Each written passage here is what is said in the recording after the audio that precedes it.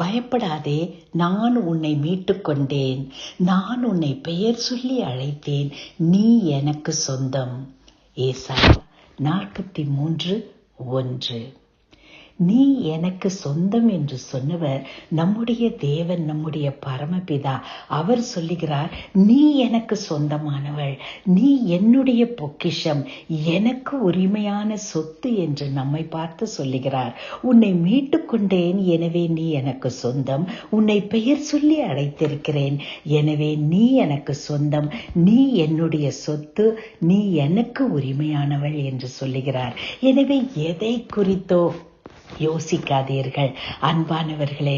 ஆண்டவர் நம்மிடத்தில் சொல்லுவது, நாம் ஆண்டவருக்கு சொந்தமானவர்கள். எனவே எந்த ஒரு காரியமும் நம்மை தொட முடியாது.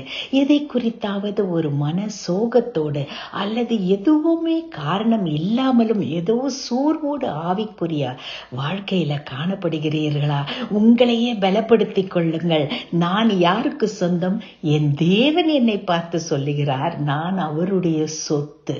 அன்பின் பரம தகப்பனே, நான் உமக்கு சொந்தம் அப்பா. நான் ஏன் கலங்க வேண்டும்? நான் ஏன் சோர்வோடு காணப்பட வேண்டும்? என் வாய்விட்டு சொல்லுகிறேன், நான் என் தேவனுக்கு சொந்தமானவள். நான் தேவனுடைய பொக்கிஷம். இயேசு கிறிஸ்துவின் மூலமே. ஆமென்.